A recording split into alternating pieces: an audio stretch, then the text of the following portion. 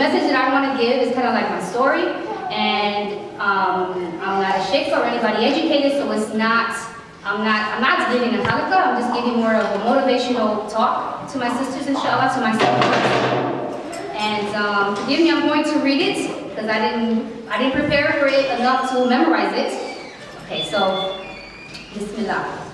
So, okay, this is where I'll start again. And then this is only for my YouTube channel. For sisters that don't know, I do YouTube channels. I do kind of like dawah and talks of motivation. So that's what the recording is for.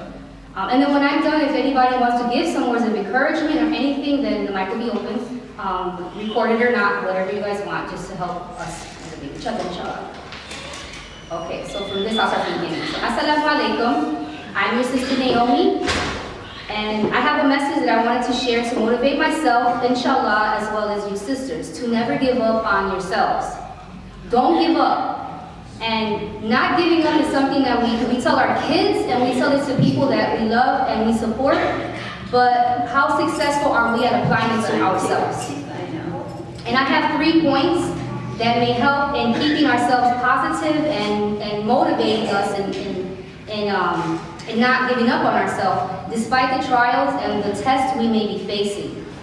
And I'll get into each point, but these 3 points are, number 1, it's temporary. Number 2, be balanced. And number 3, be proactive. So in its temporary, our trials and our tests are temporary. The bills, the kids, school, all things we stress over are temporary. Even the good times and blessings Allah subhanahu wa ta'ala gives us as a mercy are temporary. And it's important to look over our lives and to remind ourselves of this so that we can remember to be grateful for the good that we have, and to be patient and keep hope during the trials and tests. We are at a time now where people are rushing to all kinds of things in order to help them feel better quick. We want an escape from our trials and a break from our tests, but we forget why we are here.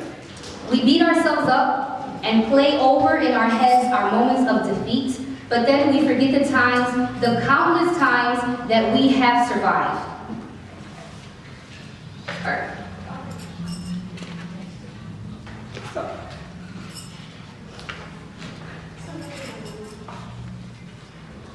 So I wanted to share my story in case you can't relate, or in case you are where I was, or in case you think you're alone. So my story goes back. So from my grandparents coming here from Puerto Rico in the 50s, and my parents meeting each other in the 70s, and me being born in 78. And without getting into detail, my parents divorced and they could not raise me. Oh, I'm so sorry. Okay. Without getting into details, my parents divorced. Were not able to raise me, so I was placed in foster care at the age of 6. I lived in 6 foster homes and a group home, what they used to call an orphanage. And when I was 11, one of my aunts, my father's sister who lived in Michigan, she sent me to live with her. And after 2 years, I was sent back to Chicago to live with another aunt. And then after 2 years of that, I was with my grandparents, my father's parents, and by this time I was like 15 or 16 years old, and I was so unstable. And I had no self-esteem or foundation, and most importantly, I felt like I had no power. I never had a choice of what was happening to me. Then at 16, I ran away. By the time I had gotten to my grandparents, who offered nothing but love and support, I was too mentally damaged that I couldn't even see it to appreciate and take advantage of it.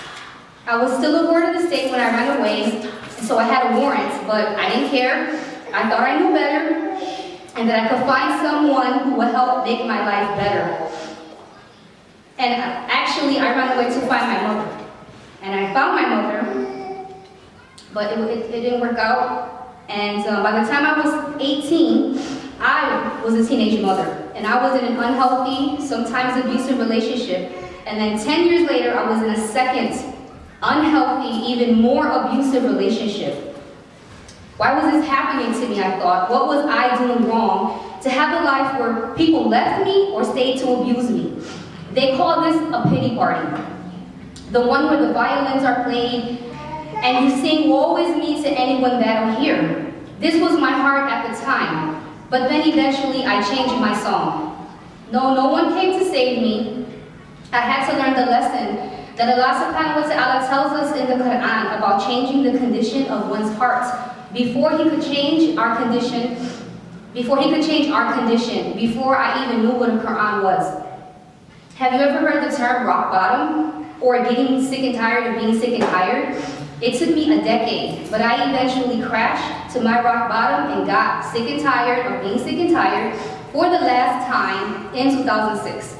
At this time, I had 3 kids, ended that second nightmare of a relationship, but I was 5 months pregnant.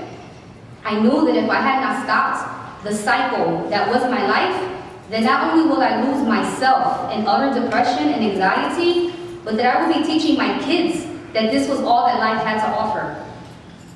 The only thing that helped me reach this conclusion, the only thing that saved me from drowning was submitting myself to God.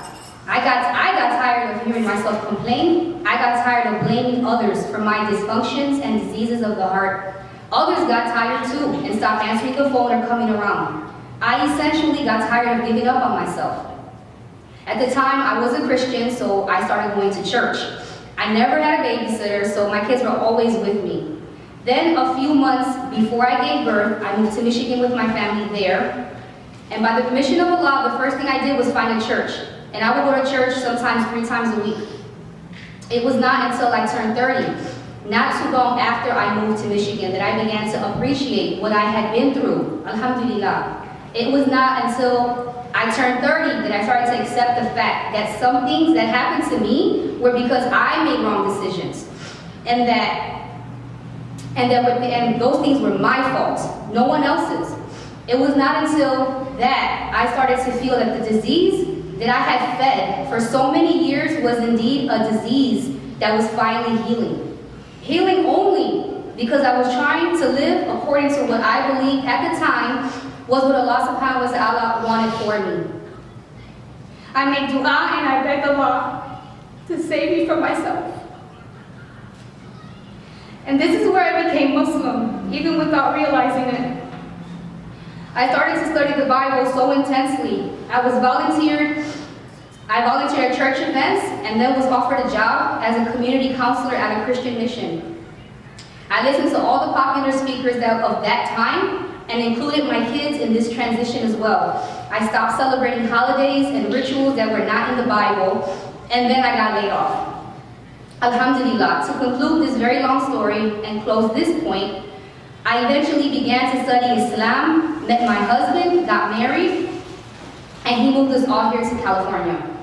So looking back, I wish I had been more appreciative of the good things Allah subhanahu wa ta'ala gave me and not focus so much on the bad, because it was all temporary.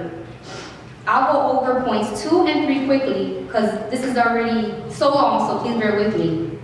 So number 1, trials and tests are temporary. And once we have recognized, accepted, and learned this, then we can move on. We can use our disasters in our lives as directions, InshaAllah.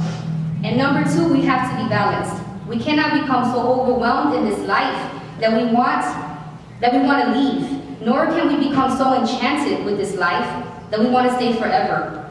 Now, just because old tests and trials have expired, it doesn't mean new ones won't replace them. But in being balanced, we must ask, if we are doing the things that are going to help us with those challenges or sabotage us. In dealing with the diseases of our hearts, are we healing or poisoning ourselves? One way to gauge on that is to look at what we like to do when no one else is around.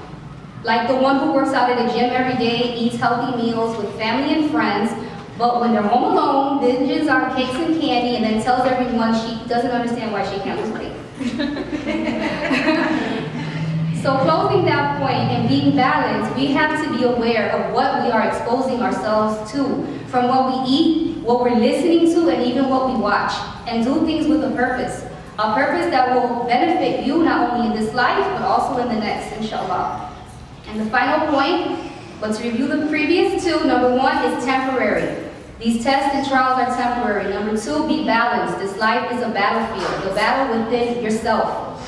And finally, number three is to be proactive. What is the easiest way to put out a fire, right? Even before you use water. The easiest way to put out a fire is to run towards it. If there was a small fire and we ran away, then it would take no time for that fire to grow and become bigger, right? But we become so afraid of the fires in our lives, good or bad, that we run away from them. And then when they get out of control, we are confused as to what happened. We are afraid of the heat. We think we might burn, become disfigured, or even die from the fire. But spiritual and emotional fires are what Allah subhanahu